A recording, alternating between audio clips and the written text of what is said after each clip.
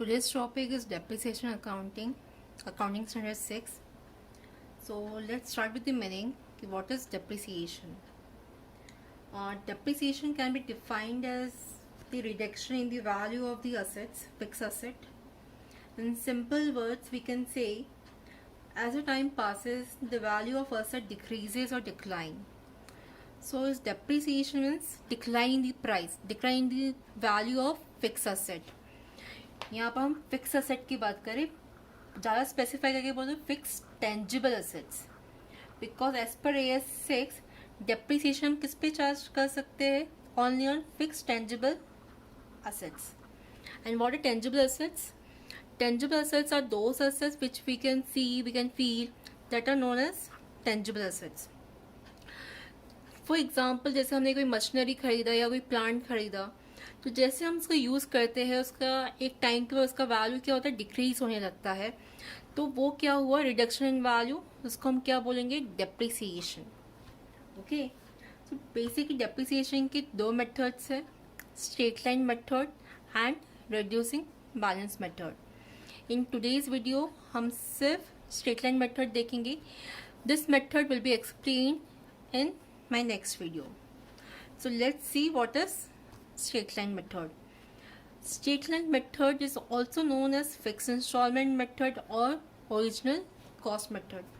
By the name itself we can understand fixed installment यानी fixed. क्या fixed है यहाँ पर? यहाँ पर depreciation का amount is fixed. यानी every year जो हम depreciation charge करेंगे, the depreciation amount will be fixed, or you can say it will remain same year by year. ये जो डेप्रिसिएशन अमाउंट है वो हम किस पे चार्ज करेंगे? वो हम हमेशा चार्ज करेंगे हमारी ओरिजिनल कॉस्ट पे. अब ओरिजिनल कॉस्ट क्या होता है? It's a cost at which is incur at time of purchase of any fix asset. ये जब कोई हम असेट खरीदते हैं, खरीदने टाइम जो हमें खर्चा आया है, टोटल खर्चा आया है, उसको हम क्या बोलेंगे? Original cost. फॉर एग्जाम्पल, मान लीजिए कि हमने कोई मशीनरी खरीदा था 49,000 में सपोज. ओके, एंड वो मशीनरी को इंस्टॉल करने के लिए हमें कुछ और खर्चा आया. वो इंस्टॉलेशन का खर्चा आ गया हमारे पास कुछ 1,000 का. यानी टोटल कॉस्ट कितना इंकर हो रहा है मुझे? 50,000. तो जब मैं अपने अकाउंटिंग बुक में रिकॉर्ड करूँगी तो मैं कितना अमाउंट लिखूँगी? 49 या 50? मैं लिखूँगी 50, बिकॉज एज पर दी हाँ प्रिंसिपल, अकाउंटिंग प्रिंसिपल्स, हम जब भी हमारी बुक में रिकॉर्ड करेंगे हम हमेशा टोटल कॉस्ट उसका जो इंकर किया है वो लिखेंगे. तो यहाँ पर मेरा ओरिजिनल कॉस्ट क्या हुआ? 50,000. मतलब कि मैं डेप्रिसिएशन अमाउंट किस पे कैलकुलेट करूँगी? मैं मेरी original cost date is 50,000. Straight line method, straight line method either you can use this formula in case अगर आपको information दिया गया है तो you can use this formula for calculating depreciation, or else they will provide you a percentage, a depreciation percentage, जिसपे हमें जो हम लोग यूज़ करेंगे for calculation. फॉर्मूला क्या है इसका? Original cost minus scrap value divide by number of years of useful life. अब ओरिजिनल कॉस्ट क्या होता है मैंने बता दिया, सो टोटल कॉस्ट बोलिए या ओरिजिनल कॉस्ट बोलिए. अब स्क्रैप वैल्यू क्या है? Scrap value you can say the expected money और actual money receive at the end of the useful life. या जब हम बेचे, कोई अपना एक टाइम के बाद हमने यूज़ कर लिया और वो असेट को हम बेचने टाइम जो उसका वैल्यू मिल रहा है, जो वैल्यू है उसको हम क्या बोलेंगे? Scrap value divide by number of useful life. अब नंबर ऑफ ईयर्स, जो हम टोटल ईयर्स जितने साल हम इसको यूज़ करेंगे वो हमें लेना है. तो फॉर्मूला क्या बनता है? Original cost minus scrap value divide by number of years of useful life. जब हम मोस्टली जो क्वेश्चंस आते हैं वहाँ पर हमें लेजर अकाउंट्स बोलते हैं बनाने के लिए. तो लेजर अकाउंट्स में mainly they ask asset account और फिक्स असेट अकाउंट, जो भी असेट हमने परचेज किया है उसका अकाउंट, एंड डेप्रिसिएशन अकाउंट. तो जब हम डेप्रिसिएशन कैलकुलेट करेंगे या पोस्ट करेंगे तो हमें कुछ बातों का ध्यान रखना है. वो नोट क्या है वो भी देख लेते हैं. Note number 1, depreciation to be charged at the end of accounting year. ये हमेशा याद रखना, डेप्रिसिएशन हम कब चार्ज करेंगे, at the end of the accounting year. यानी अकाउंटिंग ईयर कुछ भी हो सकता है, it can be 31 December, it can be 31 March या 30 सितंबर, एनी। जिस दिन आपका बुक क्लोज हो रहा है, अकाउंटिंग बुक क्लोज हो रहा है, उस दिन हमें क्या चार्ज करना है, डेप्रिसिएशन चार्ज करना है। लेकिन इनकेस अगर in between of accounting year हमने कोई असेट को बेचा है, तो वो सेल से पहले हमें क्या करना होगा, डेप्रिसिएशन चार्ज करना होगा। वरना डेप्रिसिएशन कहाँ कब चार्ज होगा, मेरे at the end of year. Second note बोलता है depreciated amount should be transfer to the profit and loss account. यानी as soon as you charge depreciation, हमें तुरंत उसे कहाँ ट्रांसफर करना है, हमें ट्रांसफर करना है प्रॉफिट एंड लॉस अकाउंट में। ठीक है, जैसे ही हम एट दी एंड चार्ज करेंगे, फॉर एग्जांपल 31 मार्च हमारा क्लोजिंग ईयर पीरियड है, तो 31 मार्च को मैंने डेप्रिसिएशन चार्ज किया, ऑन द सेम डेट मैंने उसको कहाँ ट्रांसफ़र करूँगी, प्रॉफिट एंड लॉस अकाउंट में ट्रांसफ़र करूँगी। तो इसी को हम लोग एक प्रैक्टिकल क्वेश्चन से समझते हैं कि इसको पोस्ट कैसे करते हैं इन लेजर अकाउंट। यहाँ पे मेरे पास एक क्वेश्चन है, क्वेश्चन देख लेते हैं। XYZ company purchased a machinery on 1st April 2010 for rupees 2,90,000 and spent rupees 10,000 on its installation. After having used it for 3 years, it was sold for rupees 2 lakh. Depreciation is to be provided every year at the rate of 15% per annum on the straight line method. Prepare machinery account and depreciation account for the 3 years ended on 31st March every year. यानी कि यहाँ पर हम लोग को question में क्या पूछा है, एक कंपनी है जिसने मशीनरी परचेज किया है, वो मशीनरी पे उसने कुछ खर्चा भी किया है, एंड फिर उसने वो मशीनरी को 3 साल यूज़ किया, एंड 3 साल यूज़ करने के बाद उसने उसको सेल कर दिया है। और ये 3 साल उसने एक रेट ऑफ परसेंट में उसने डेप्रिसिएशन भी चार्ज किया है। तो वो हमसे क्या बोल रहा है कि आपको 2 अकाउंट बनाने हैं, एक तो मशीनरी अकाउंट और डेप्रिसिएशन अकाउंट, और वो भी कितने साल के लिए, 3 साल के लिए। तो इसको अभी हम सॉल्व करते हैं, एंड बिफोर सॉल्विंग एक मेरा सजेशन होगा कि जब भी आप डेप्रिसिएशन के सम करें, please mainly focus on working note. Working note बहुत इंपॉर्टेंट है। एक बार आपका वर्किंग नोट हो गया, आपके लेजर अकाउंट्स चुटकी में हो जाएंगे। आपको सिर्फ वर्किंग को देख के आपको सिर्फ पोस्ट करना रहेगा।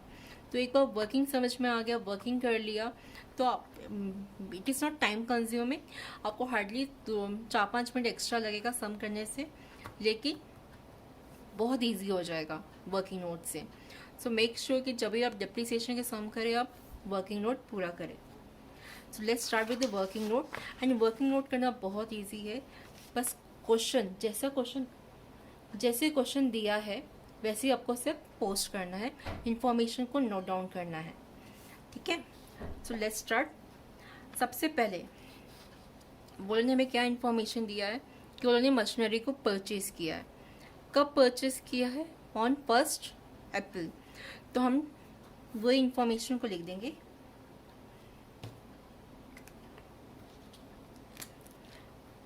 On 1st April 2010 we had purchased machinery.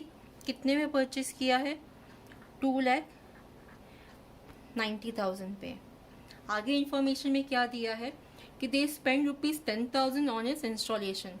हमने कुछ खर्चा किया है, तो हमें यहाँ पर वो खर्चे को भी हमारे परचेज में ऐड करना पड़ेगा। सो ऐड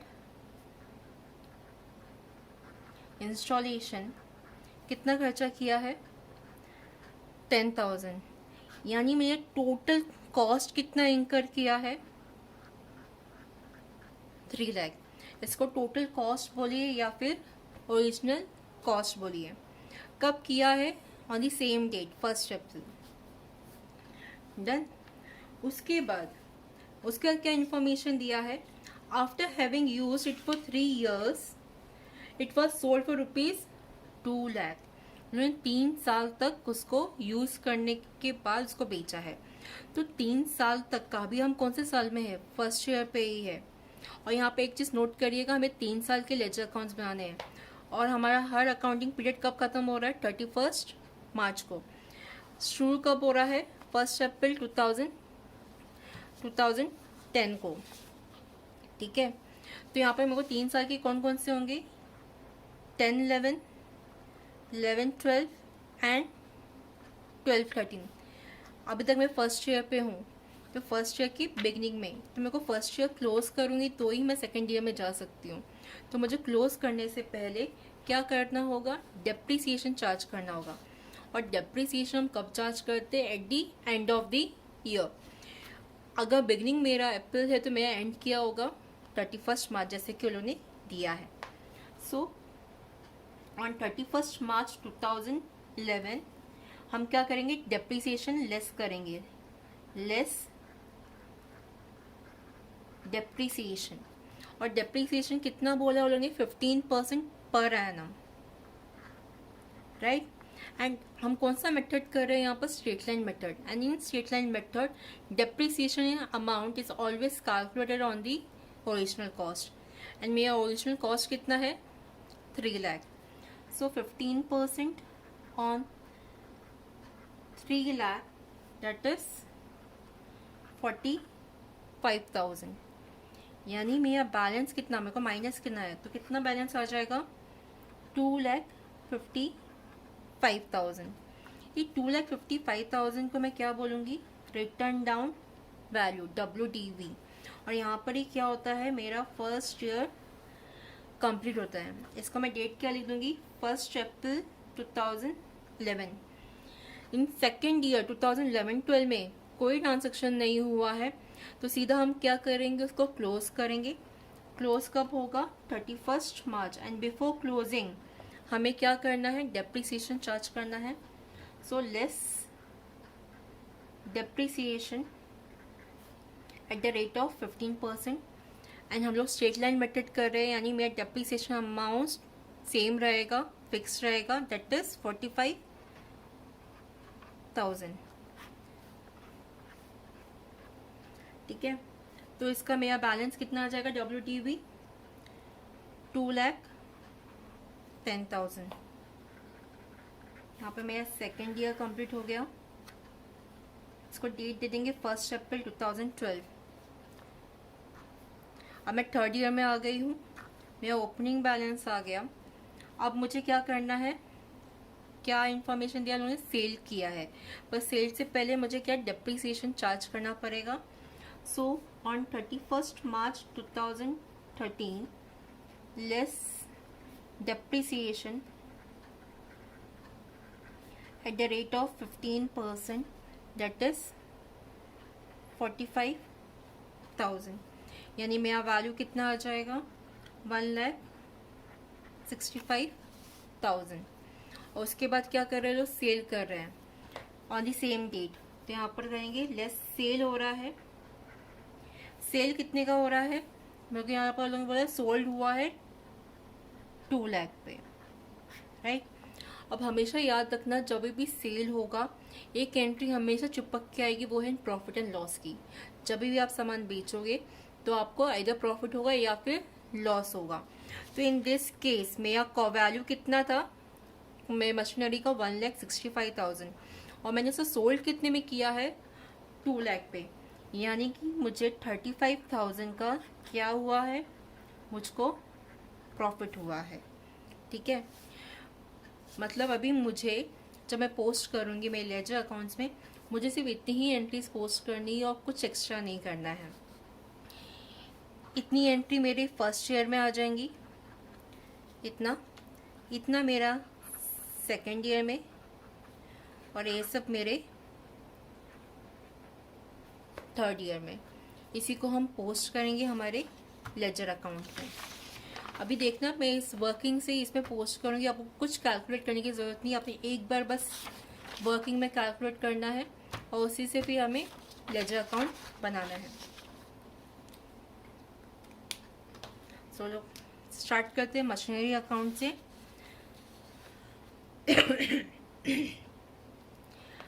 यहाँ पर मेरा फर्स्ट चीज़ क्या दिया है, यहाँ पर फर्स्ट इंफॉर्मेशन मैंने परचेज किया है एंड परचेज किया है, साथ ही साथ उसकी डेट पे मैंने क्या किया, इंस्टॉल भी किया है। तो मैंने परचेज किया है, मैं मशीनरी अकाउंट बना रही हूँ। तो जब भी हम फिक्स असेट परचेज करते हैं तो हमारी एंट्री क्या बनती है, हमारे पास असेट आ रहा है और हमारे पास क्या जा रहा है, हमसे क्या जा रहा है, हमसे पैसे जा रहे हैं, राइट। तो एंट्री क्या बनेगी, asset account debit to cash bank. तो यहाँ पर मेरा असेट क्या है, मशीनरी। तो यहाँ पर एंट्री क्या होगी, machinery account to cash bank.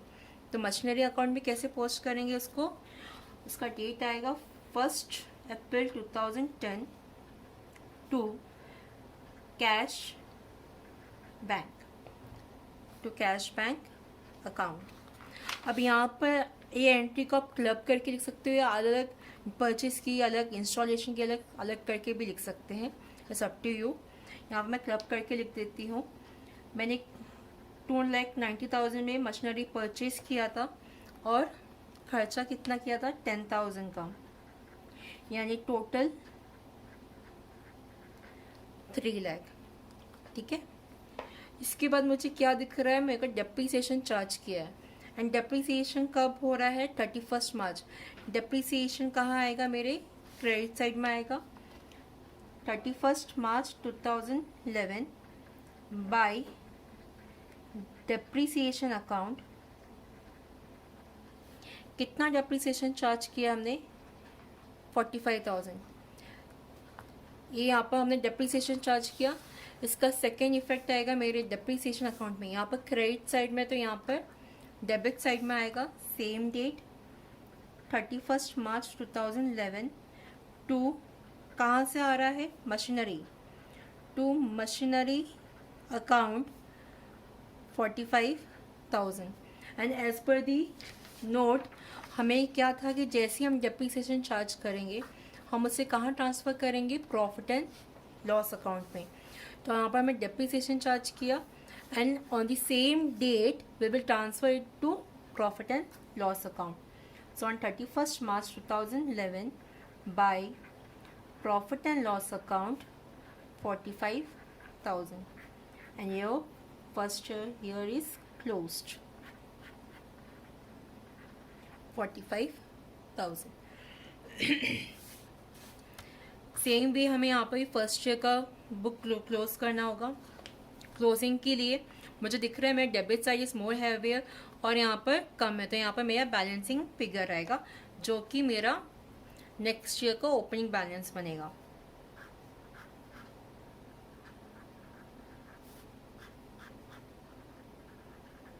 अब देखना हमने ऑलरेडी यहाँ पर बैलेंसिंग फिगर निकाला हुआ है, जो WDV है वही मेरा बैलेंसिंग फिगर है।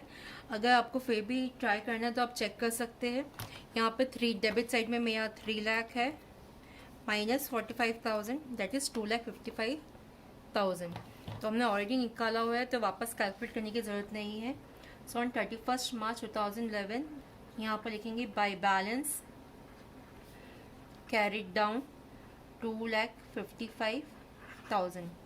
Last year closing balance will be opening of current year, next year balance, right. तो ये बैलेंस को हम यहाँ पर ब्रेक डाउन करेंगे। याद रखिए मैं यहाँ पर डेट क्या लिखा था, 1 अप्रैल। सो यहाँ पर लिखेंगे 1 April 2011 to balance break down 2,55,000। Second year में क्या हो रहा है, सिर्फ एक ओपनिंग बैलेंस है जो हमने लिख दिया है और नेक्स्ट हम डेप्रीसिएशन चार्ज कर रहे हैं। डेप्रीसिएशन इधर आएगा। सो डेट क्या लिखा है, 31 मार्च 2012 बाय डेप्रीसिएशन अकाउंट कितना है, 45,000। सेकेंड इफेक्ट दे देंगे इसका 31 March 2012 to machinery account 45,000।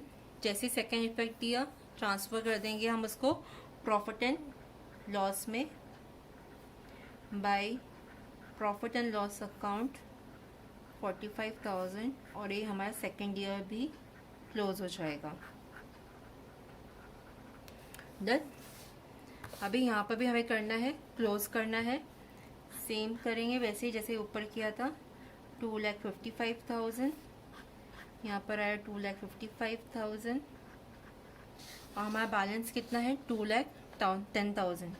So 31 March 2012 by balance carried down 2,10,000।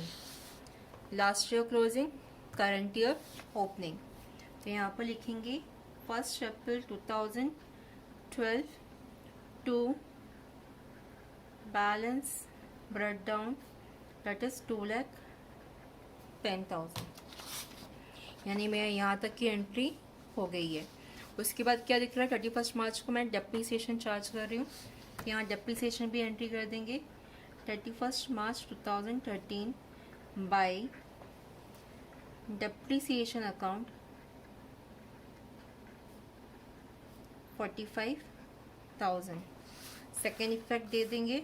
Second effect depreciation account में 31 March 2013 to machinery account 45,000 transfer कर देंगे प्रॉफिट एंड लॉस में बाय प्रॉफिट एंड लॉस 45,000 और इसको भी कर देंगे क्लोज। तो यहाँ पे मेरा डेप्रीसिएशन अकाउंट क्लोज हो गया। डेप्रीसिएशन अकाउंट सबसे इजी अकाउंट है। असेट से आपको ब्रेक डाउन करना है, उसका सेकेंड इफेक्ट देना है और उसको पीएनएल में ट्रांसफ़र करना है, हमेशा वो क्लोज हो जाएगा, टैली हो जाएगी। Back to my machinery account, मेरा फर्स्ट एंट्री हो गया, सेकेंड मैंने पोस्टिंग कर दिया। उसके बाद मुझे क्या दिख रहा है, सेल हो रहा है, मेरा असेट मेरी इधर से जा रहा है और मेरे पास क्या आएगा, पैसा आ रहा है। तो इसकी एंट्री क्या बनेगी, मेरे से असेट जा रहा है, पैसा आ रहा है, तो एंट्री होगी cash bank account debit to sale account. तो यहाँ पर मेरा असेट क्या है, मशीनरी, राइट, और मेरे इधर से पैसा आ रहा है, मशीनरी जा रहा है। तो यहाँ पर हम लिखेंगे इसका क्रेडिट साइड में आएगा। डेट क्या है इसका, 31 मार्च ही है। सो 31 मार्च 2013 बाई, मेरे पास क्या आ रहा है, cash bank. So by cash, कितना मैं सोल्ड किया है, मैंने उसको 2 लाख में सोल्ड किया है, तो यहाँ पर आ जाएगा ये 2 लाख। जैसे कि मैंने कहा जब भी हम सेल करेंगे एक एंट्री हमेशा साथ में आएगी, वो है प्रॉफिट एंड लॉस की। तो इन दिस केस हमें प्रॉफिट हुआ था 35,000 का। तो ये प्रॉफिट कहाँ आएगा, ये प्रॉफिट आएगा आपके डेबिट साइड में और ये कहाँ जाएगा, आपके प्रॉफिट एंड लॉस अकाउंट में। तो यहाँ पर हम लिखेंगे सेम डेट आएगा 31 March 2013 to profit and loss account, bracket में लिख देंगे प्रॉफिट। मुझे प्रॉफिट कितना हुआ है, 35,000। मैंने अक्सर देखा कि बच्चे कंफ्यूज होते हैं कि प्रॉफिट एंड लॉस कौन सा साइड में लिखे, यहाँ पर लिखे, यहाँ लिखे। तो जब भी ऐसा कुछ हो, अगर आपका फाइनल अकाउंट क्लियर है, आपको पता है कि अगर फॉर एग्जांपल ये आपका प्रॉफिट एंड लॉस अकाउंट है, ठीक है, आपको पता है ये आपका एक्सपेंस साइड है और ये आपका इनकम साइड है। Profit is your gain, income है, मतलब ये पीएनएल की क्रेडिट साइड में आएगा। अगर ये पीएनएल क्रेडिट साइड में आ रहा है तो आपके असेट के डेबिट में आएगा, हमेशा अपोजिट जाता है। अगर लॉस है तो आपको पता है कि डेबिट साइड में, तो आपका असेट में कहाँ आएगा, वो क्रेडिट साइड में। यहाँ पर मुझे प्रॉफिट हुआ था तो मैंने यहाँ पर कहाँ लिखा, डेबिट साइड में। और एक और चीज़ याद रखना, जो मैंने मशीनरी खरीदी थी मैंने वही मशीनरी को पूरा का पूरा डिस्पोज कर दिया है, मतलब मेरे पास कोई मशीनरी अभी नहीं बची है। मतलब कि आपका ये जो अकाउंट है लास्ट ईयर का, वो टैली होना चाहिए, क्लोज होना चाहिए। तो क्या ये क्लोज हो रहा है, यहाँ पर आ रहा है 2,45,000 एंड इधर भी 2,45,000, यानी कि आपका बुक क्लोज, आपका पूरा दोनों का लेजर अकाउंट क्लोज हो गया है। ठीक है, थैंक यू।